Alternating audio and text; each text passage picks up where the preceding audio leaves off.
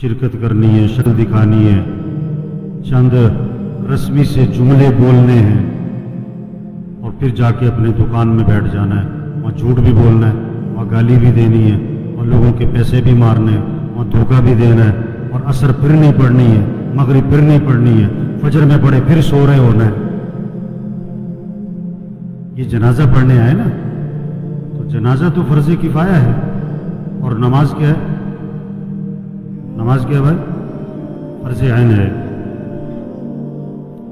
یہ سب اپنے آپ سے پوچھیں، آج فجر پڑھی آپ نے؟ اگر آپ نے فجر نہیں پڑھی تو آپ جنازے میں کیا کرنے آئے؟ شکل دکھانے آئے؟ ایک آدمی 100 روپے کی تو فکر کرے، لاکھ روپے کی فکر نہ کرے، یہ کوئی رسم ہے؟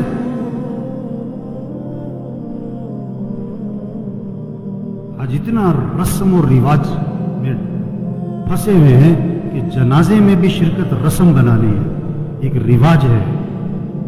ابھی جنازہ پڑھیں گے، عصر پھر نہیں پڑھیں گے،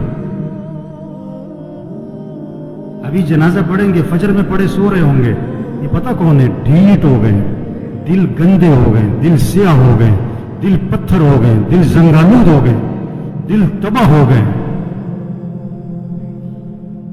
کوئی ہوش میں آئے، ہوش میں آئے۔ نشے میں آدمی ہوتا ہے نا، نشے میں تو بات سمجھ میں نہیں آتی اس کی، کیونکہ نشہ ہے۔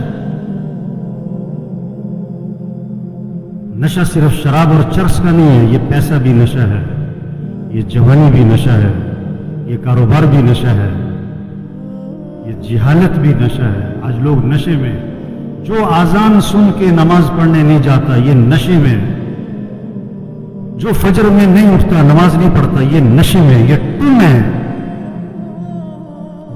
اور اگر ان باتوں کو سن کر اس کا نشہ نہ ٹوٹا تو موت کا فرشتہ اس کا نشہ توڑے گا پھر،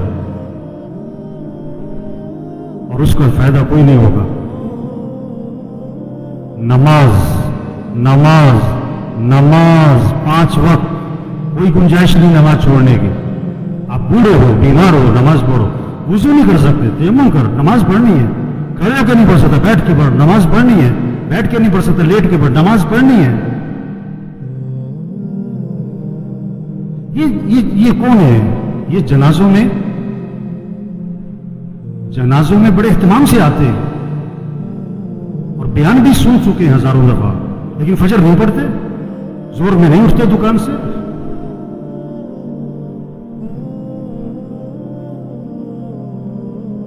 حضور اکرم صلی اللہ علیہ وسلم فرما رہے ہیں نماز میری آنکھوں کی ٹھنڈک ہے، اور نماز آپ کے لیے مصیبت بنی ہوئی ہے۔ آپ سے فجر میں اٹھنا مصیبت بنا ہوا ہے، آپ سے اذان سن کے دکان چھوڑنا مصیبت بنا ہوا ہے۔ اللہ کے نبی تو فرمایا نماز میری آنکھوں کی ٹھنڈک ہے۔ آپ نے فرمایا اسلام اور کفر میں فرق کرنے والی چیز نماز ہے۔ اگر آپ نماز نہیں پڑھ رہے، اگر آپ نے آج فجر نہیں پڑھی، آپ کفر کی طرف جا رہے ہو۔ یہ جنازہ پیغام ہے، ہوش میں آؤ، نماز پڑھو، دین سیکھو۔ نماز کے فرائض سناؤ، نہیں آتے؟ کیوں نہیں آتے؟ سیکھے نہیں؟ دین سیکھو، یہ پیغام ہے۔ قرآن پڑھو، قرآن پڑھو، قرآن پڑھو۔ یہ قبر میں اخبار نہیں، یہ موبائل نہیں کام آئے گا۔ قرآن قرآن قرآن قرآن۔ سال ختم ہو رہا ہے، میاں صاحب کا، شیخ صاحب کا قرآن ختم نہیں ہوتا ہے۔ صبح اٹھتے ہی قرآن نہیں کھولتا ہے، موبائل کھولتا ہے۔ آپ صلی اللہ علیہ وسلم نے فرمایا قرآن پڑھا کرو، یہ قیامت کے دن تمہارے لیے سفارش کرے گا۔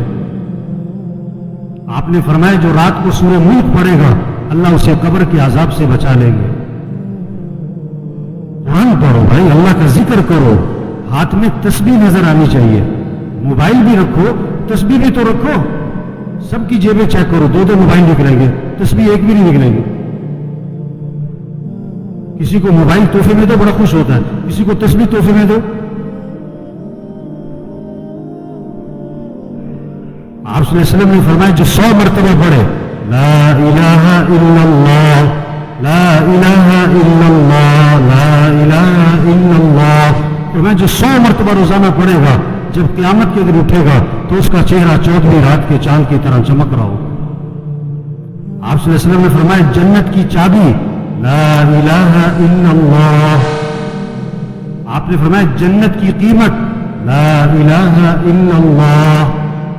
آپ نے فرمایا ایمان کو تازہ کرتے رہا کرو. حضور صلی اللہ علیہ وسلم فرما رہے ایمان کو تازہ کرتے رہا کرو. جیسے جسم کو تازہ کرتے ہو, کپڑے بدلتے ہو, گھر کی صفائی کرتے ہو, اپنے ایمان کو بھی تازہ کرو. صحابہ نے عرض کیا حضور ایمان کو کیسے تازہ کریں؟ آپ نے فرمایا لا الہ الا اللہ. جس کو 10 دفعہ 50 دفعہ 100 دفعہ نہیں, فرمایا کثرت سے پڑھا کرو لا الہ الا اللہ, لا الہ الا اللہ, لا الہ الا اللہ. جتنا کثرت سے پڑھو گے تمہارا ایمان تازہ ہوتا رہے گا. تسبیح کریں میرے بھائیوں, ذکر سے دل نرم پڑتا ہے, پھر دین کا شوق, پھر مسجد کا شوق, پھر نماز کا شوق, پھر گناہوں سے نفرت آتی ہے. اگر آپ کا نماز پڑھنے کو جی نہیں چاہتا ہے نا, آپ کا دل سخت ہو گیا. آپ کا مسجد آنے کو جی نہیں چاہتا ہے نا, آپ کا دل تباہ ہو گیا, برباد ہو گیا. دل کی صفائی کرو قرآن سے, دل کی صفائی کرو اللہ کے ذکر سے, دل کی صفائی کرو موت کی یاد سے.